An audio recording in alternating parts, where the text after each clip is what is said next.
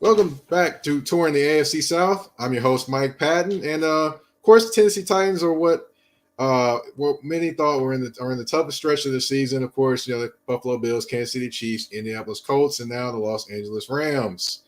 Rams are currently in second place in the NFC West with a 7-1 record behind the Arizona Cardinals.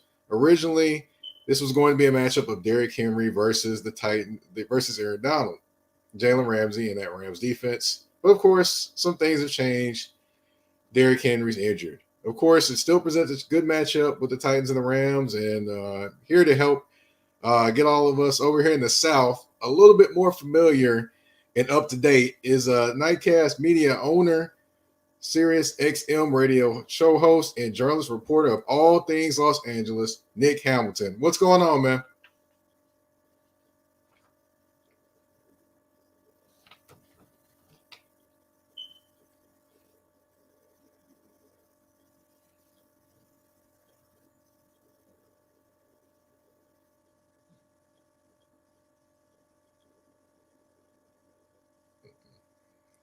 Uh,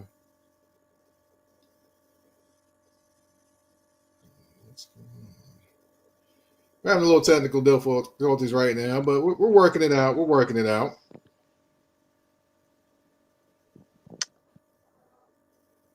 We're working it out. Well, Nick will be right back. Okay.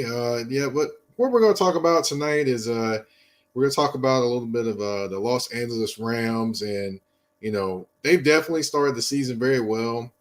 You got the pairing of Jalen Ramsey is one of the best defensive players in the NFL, and then of course Aaron Donald, who's some considered the best player in the NFL. And we're definitely going to talk about the Rams and the pairing of the Titans as well. Can you hear me now? Yeah, I can hear you. Can you hear me? Yes, sir. Sorry about Yes, that. sir.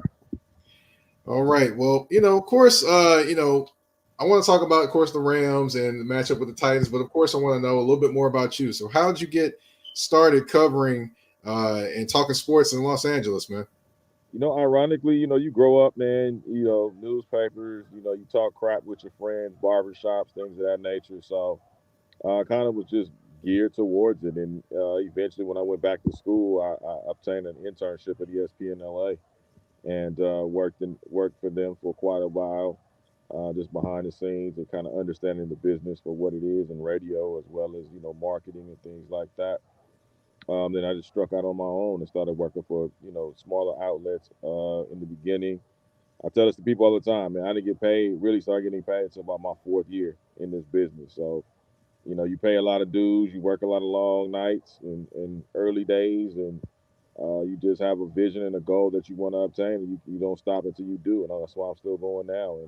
And I've been able to contribute to a few pieces with AP and AXS.com, and working for NBC for a period of time out here in Los Angeles, and just appearing in various places, and now where I am at Sirius XM and Slam Radio, doing a weekly sports show on there, and then doing the opposite reaction, which is myself and my other host Jackie Ray, which is on the Good News Radio Network, and just talking about a plethora of topics and subjects, all the way to being on NBC twice a month here in Los Angeles, going Rogan and making guest appearances on Fox Soul and other places like that. So it's just been a hell of a ride, man. But I keep pushing. Began rebranded with Nightcast Media during the pandemic. It was originally Nightfall Media, but then we had to rebrand due to some legalities. So the company itself technically has been around for just about 3 years now. So we just moving and shaking, man. We continue to expand. We got a lot of great things on the horizon. So, definitely stay tuned. But I'm gonna be in the mix, Yes, sir. like nothing else. So I'm here. Yes, sir. Yes, sir. Definitely like to see that, man. I remember the first time I met you in Atlanta, man, for the Super Bowl. Great Yeah, times, man. yeah, that was fun, man. That was fun. Hopefully that could be recreated out here in LA in February of next year. Yes, sir. Yes, sir. Definitely. Of course, man. Now we established that you've been hustling and you definitely doing your thing. Um, of course, we're gonna slow it down and talk about the Los Angeles Rams. Of course, they made a little noise this week at the trade deadline, acquiring a future Hall of Famer in Von Miller. Did you see that one coming? And what do you think he adds to the Rams? No, I did not see that coming at all. I won't even tell that lie on your program, man. I did not see that coming. But I'm glad. I have to agree with Sean McVay. Hey, if you can get it done, let's do it. And it was a hell of a trade. I mean, it was a major trade. And let me tell you something: the Rams, as an organization, is a great organization because they've been able to make some really big moves. It's not the first big move they've done. I mean, since they returned to Los Angeles, they've been able to really gamble and make some big moves that have paid off in their favor. You look at Jalen Ramsey, obviously, letting Todd Gurley go and still being able to pay his contract, and then bringing on, some much needed help. You look at what they've developed in Aaron Donald. You look at what they've been able to accomplish with Matthew Stafford and just bringing him. He's an upgrade at quarterback through the draft. I mean, you look at last year in the second round when you got Cam Akers and Van Jefferson due to the Brandon Cooks trade. All of these moves. I mean, even now when you look at Jake, you look at Jake Funk, you look at Jacob Harris, late round picks that are definitely going to make some moves in the coming future for this team. And when you look at Von Miller and what he brings to the table, I mean, this is an 11-year guy, Super Bowl champion. He has 110 and a half sacks career. So he brings that. He brings a ring, and he also brings veteran experience. And not only can you pair him with Aaron Donald, that's going to be a nightmare for opposing offensive coordinators. As if they already aren't up late at night already. Now they're going to be up to the wee hours of the morning trying to figure out how to scheme against Aaron Donald and Von Miller. And then on top of that, you got a lot of young guys like Ernest Jones, who's up and coming. He can learn from that experience that Von Miller can bring. You look at a lot of some of the other young guys on the squad in that defense, but that defense is rock solid now, especially on the interior. Guys with double and triple teaming Aaron Donald, I don't see that happening anymore. It reminds me sort of like when Ndamukong Suh came that year, where guys were no longer double and triple teaming Aaron Donald. You got to play straight up man to man. Or if you do double team Aaron Donald, you're going to free up Ndamukong Suh, and that's not good either. And that's how I see Von Miller. You can free up Von Miller if you want to, but good luck on trying to contain him and ultimately trying to stop him. Good luck with that. I wish you well. Man, I'm over here imagining the possibilities when I saw that go down, man. But of course, we got to talk about the team the Rams will be facing on Sunday, which of course will be the Tennessee Titans. Of course, we mentioned they took a huge hit with Derrick Henry being diagnosed with a foot injury that, of course, requires surgery. He had surgery. I believe it's a Jones fracture, and he'll be out indefinitely. They're thinking maybe the end of the season, but you can never tell with a foot injury in rehab. Mm-hmm. The Rams defense has been good, but they haven't been like a shutdown defense this year, like previous years. Do you still see ways the Titans present issues for them? Absolutely. I mean, you still having Adrian Peterson in the mix. I mean, people can say what they want. This is the bionic man. I don't think this man is human. I think he's from another planet, from another world, because there's no way in hell you can tell me a man can recover fully in 6 months from a devastating knee injury and put punishment on opposing defenses. And I think he still has some tread left on the tires. I think that's what the Tennessee Titans saw, and that's why they were able to acquire him the way that they did. Ryan Tannehill, he's been he's been a good quarterback. I think he's gonna, if you're not careful and you sleep on him, he'll make you pay in different ways. So the secondary for the Rams has definitely got to be on point with their wide receiver targets as well. They've got to make sure they can contain their wide receiver targets. Anybody not named Jalen Ramsey. Good luck on throwing the Jalen Ramsey side, but on the other side, you still got an open hole. So you got to make sure you tighten that up as well if you're the Rams defense, and then also being able to stop the run. And I think if Von Miller is available, we still don't know that he's listed as day to day.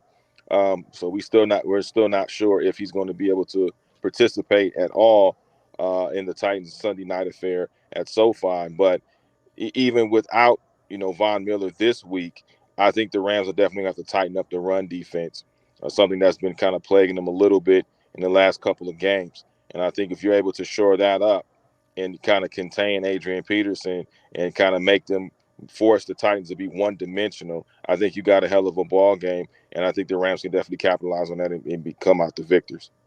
Gotcha. Now, of course, we do have to flip to the other side of the ball, which is the Titans defense. And one guy that has been highly effective for the Titans defense this year, Harold Landry III. He's currently tied, for second in the league in sacks. right now. Do you expect the Rams to give him a little bit more attention this week? I think the Rams not only give him a little more attention, but just the entire defense as a whole. I mean, you can't take any defenses in this league lightly. I mean, look what happened with the Detroit Lions when they went up big, 14-0. So I think the Rams kind of wake up call and pretty much figured out. Listen, we got to tighten up. We got to make sure that we can't take teams or guys lightly. And I think that when you look at this team, yeah, he's been dynamic for the Titans, and I think the Titans defense is nothing to sneeze at or laugh at. I think they're serviceable. I think they've been, doing pretty good as far as the AFC South is concerned. So I think, Matthew Stafford's going to have his work cut out for him, especially him dealing with some back issues over during the course of the week. But I expect him to be fully healthy and ready to go come Sunday night, along with Robert Woods. So I think they're definitely going to be able to expose the Titans defense, but they've definitely got to continue to remain with the aerial attack as well as the ground and pound. If they continue to ground and pound, whether they're using Darrell Henderson for a moment and then going to Sony Michel and let him get some yardage in and continue to keep the chains moving, then the Rams are going to have a field day. And and let's not forget, Matthew Stafford does have a strong arm. This is not Jared Goff. This is Matthew Stafford who can air it out, as we've seen in weeks prior, whether he had Deshaun Jackson or Van Jefferson at the time, or whether he had Robert Woods or Cooper Kupp. This is a guy that has a lot of weapons, and the Titans are going to be with their hands full because the Rams do have a lot of weapons out there. They have, Tyler Higbee. They have guys that can catch in the backfield, like I said earlier, Darrell Henderson and Sony Michel.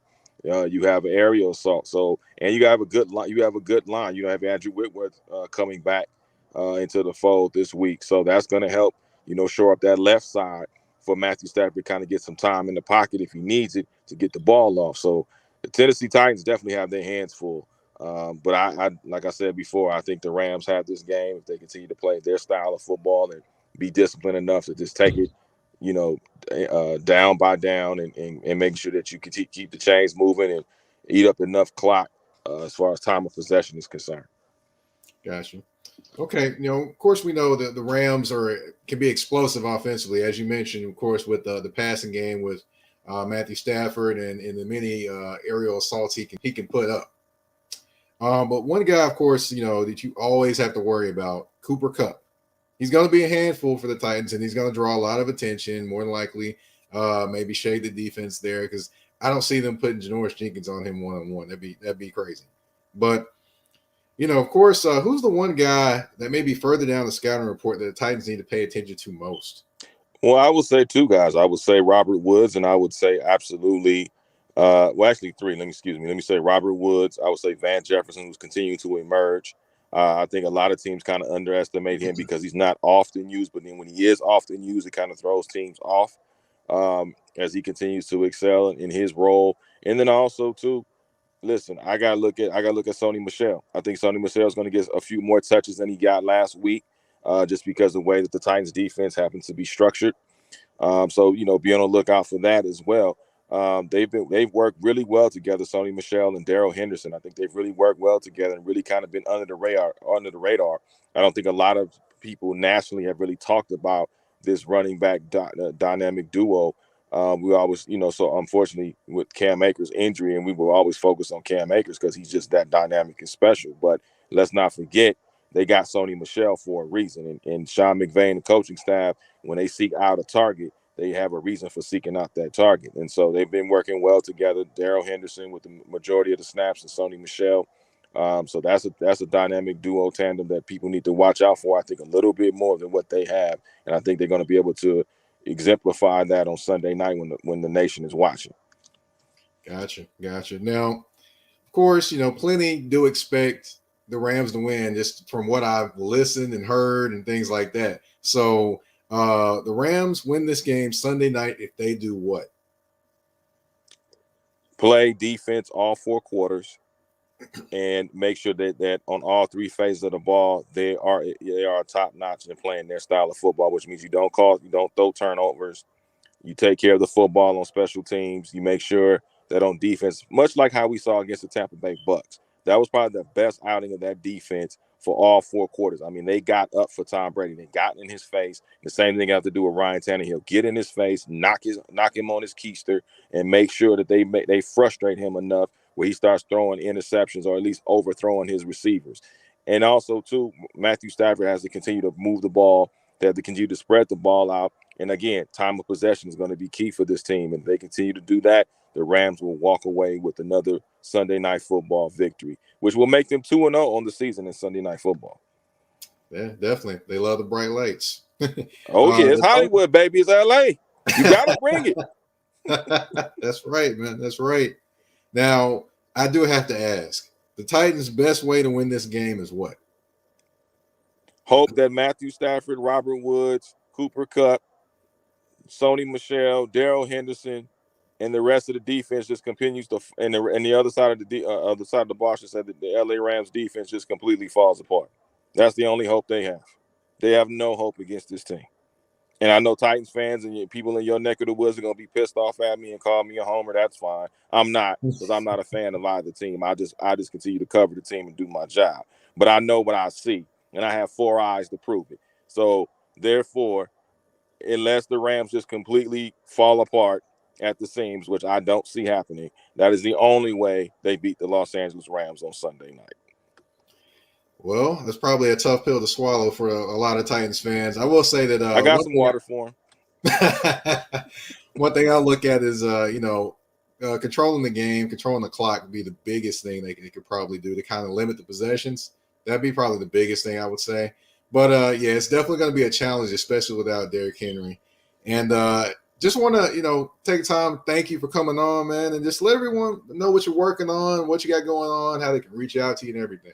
Well, thank you for having me first and foremost, man. I greatly appreciate it, man. Thank you for being so patient as well. I know we were supposed to do this a little earlier, so I apologize for that. But when you have Rams practice and they tell you, hey, somebody's coming on here and somebody's coming on there, you got to get done and then do a story on top of that. So I thank you for your patience and allowing me to come on your program. You can catch me at nightcastmedia.com. That's NITECASTMEDIA.com. Your gateway to sports, pop culture, entertainment, community, and tech all rolled into one. Also, you can make sure you subscribe to me for the latest interviews in the world of sports and entertainment at youtube.com/NHExperienceTV. That's youtube.com/NHExperienceTV. Catch me every Tuesday, 9 a.m. Pacific, 12 noon Eastern on Sirius XM, Slam Radio 145. TMA with Nick Hamilton. Hey, man, you don't know what we'll get into this week, but you got to take a listen, man. It's up. So make sure you take a listen. You get to a lot of different topics, and we just have fun, man. Me and my producer, Jake Warner, we have fun on the show and just try to bring the topics the way we know how to bring them, man, out here in these streets. Well, I will say this. I don't know any harder working person in LA than Mr. Nick Hamilton. And thank you for coming on. Thank you for giving us some of your knowledge today. And for those that aren't aware, Nick wears glasses. He doesn't actually have 4 eyes, y'all. So no, I do. I do wear glasses. That's what it is. And my third eye is always open. All right. Thanks for coming on. You've been watching You've been listening to Touring the AFC South with your host, Mike Patton.